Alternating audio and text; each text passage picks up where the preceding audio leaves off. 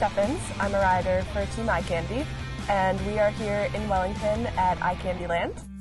A typical day here is never boring, usually busy. We get the horses out straight away. Riding, we're really lucky to have beautiful places to ride, a massive grass ring, a really nice sand ring and ebb and flow system. We're lucky to be here. We're super close to the horse show. It makes getting back and forth convenient, and most days would be a balance of both of those as well. So for the horses, most of them would get turned out first thing in the morning. They would go out basically for as long as each horse is happy out there. We also have the walker, and obviously we get riding relatively early in the morning as well. So kind of depending on when the horses are getting ridden, when they're maybe showing, would kind of inform the planning for some of those other pieces of like maybe when they go in the walker. Maybe that's in the afternoon to, you know, get them moving and kind of space out their exercise. But definitely we like to get them out first thing in the morning when it's coolest and nicest.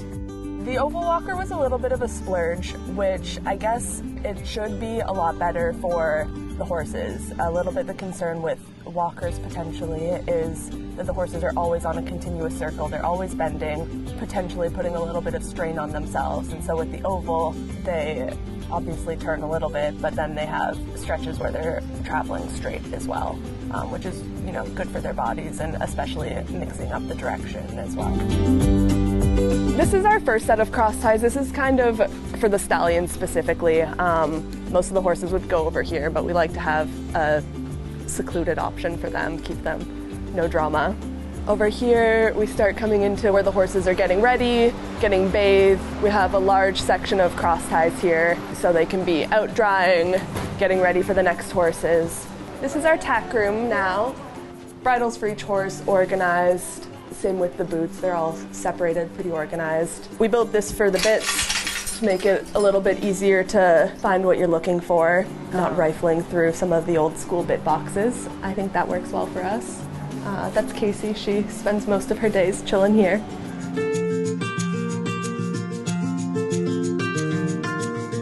There's usually about a dozen dogs on the property. This is mine and my husband's dog, Casey. The Hatfields, I think, have about 5 dogs of their own, plus a few cats down. Almost every groom has 1, if not more, dogs, so they add up quickly. I'm going to jump in and you guys can follow me. We can take a look out at the field and the rest of the stuff outside now.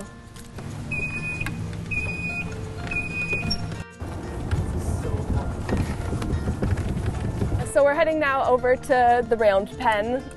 We have quite a few young horses here and a couple that, you know, we had to work through some things with as well. So the round pen's been really useful for that, giving us another training tool. So this is the round pen. It gets used a lot for the young horses, whether that's lunging or actually a lot of groundwork as well. You know, kind of some of those cowboy principles of join up and kind of building those connections as well. We're heading up to the ring now. It's a giant size ring. It's built in with an ebb and flow system, so there's no need to ever have sprinklers running on it. The pumps maintain the water level perfectly all the time. Yeah, this is where most of our work happens. This is one of the nicest spots to watch as the horses are working, especially with as hot as it gets, being in the shade and having the breeze kind of come across the whole field is really nice. I think the biggest thing that works really well here is this gets to be our home base for a long time. Through the summer, you know, there's so much travel, the horses are constantly going.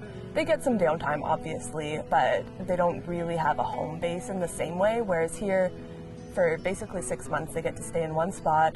I think it's a really relaxing spot for the horses. I think the barn itself, they enjoy. You know, they get to see their friends, they get to watch what's happening in the cross ties, what we're up to. So I think that's something that works really well, and a little bit I think that's the benefit of the winter is, yes, they're busy competing, we're still pursuing those goals, but they mentally kind of get some downtime and get to kind of take a breath.